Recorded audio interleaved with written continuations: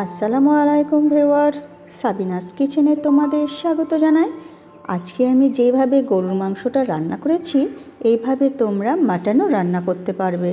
খুবই দারুণ হয় খেতে। তোমরা অবশ্যই একবার বানিয়ে খেও। আশা করছি তোমাদের খুবই ভালো লাগবে। Yes.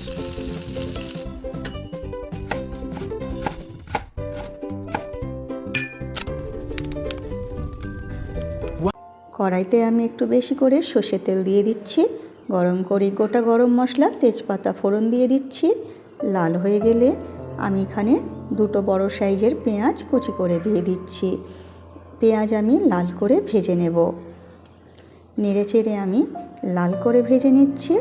পেঁয়াজ লাল করে ভাজা হয়ে গেলে এরপর এখানে আমি গরুর মাংস 1 কেজি নিয়ে নিচ্ছি। আমি এখানে হাড় চর্বি শুদ্ধ মাংস নিয়েছি। পরিমাণ মতো লবণ দিয়ে দিচ্ছি। আমি 2 চামচ লঙ্কা গুঁড়ো দিয়ে দিচ্ছি। এখানে 1.5 চামচের মতো হলুদ গুঁড়ো দিয়ে দিচ্ছি। দিয়ে ভালো করে নেড়ে দেব। ঝালটা তোমরা কম বেশি তোমরা করে নিও।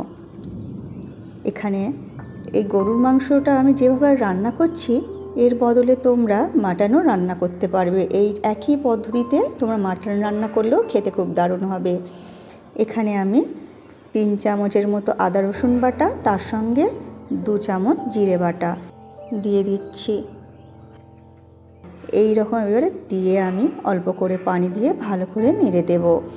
দিয়ে এরপরে ঢেকে হতে দেব। দিয়ে মাংস থেকে পানি বের হলে এবারে ঢাকনা খুলে খুলে নাড়তে থাকবো। 3টে মাঝারি সাইজের টমেটো কুচি করে দিয়ে দিচ্ছি। দিয়ে এরপরে ভালো করে আবার নেড়ে দেব। দিয়ে এবারে আমি এর মধ্যে 2 চামচ ভাজা ধনে গুঁড়ো দিয়ে দিচ্ছি। দিয়ে আবার আমি ভালো করে নেড়ে দেব। আমি এই পুরো রান্নাটা ঢাকনা দিয়ে ঢেকে ঢেকে আমি মাংসটা কষিয়ে নেব। মাংস সব সময় ঢাকনা দিয়ে ঢেকে ঢেকে কষিয়ে নিয়ে মাঝে মাঝে নেড়ে দিলে খেতে ভালো হয় আর সেদ্ধও ভালো হয়। এরপর 1 চামচ গরম মশলা গুঁড়ো ছড়িয়ে দিচ্ছি। দিয়ে এরপরে মাংস আমি বেশ কিছুক্ষণ আমি কষিয়ে নেব। আমি পুরো রান্নাটা ঢাকনা দিয়ে ঢেকে ঢেকে মাংস আমি কষিয়ে নিচ্ছি। এরপর আবার আমি ঢেকে দেব। যখন ভালো করে মাংস কষানো হয়ে যাবে এরপর আমি এতে পানি দিয়ে দিচ্ছি। পানি দিয়ে এরপরে আমি ভালো করে নেড়ে দেব। এরপর আমি এবারে ভালো করে নেড়ে দিয়ে ঢাকনা দিয়ে মিডিয়াম টু লো আঁচ করে দিয়ে আমি মাংসটা ভালো করে সেদ্ধ করে নেব। এই রকম মাখা মাখা যখন হবে তখন এরপরে মাংস ভালো করে সেদ্ধ হয়ে গেলে এরপর তোমরা নামিয়ে গরম গরম পরিবেশন করো ভাত, রুটি, পরোটা, পোলাওয়ের সাথে। আমার রেসিপিটি তোমাদের ভালো লাগলে লাইক, কমেন্ট, শেয়ার করে পাশে থেকো। আমার রেসিপিটি ফেসবুক থেকে দেখলে ফলো করে দিও।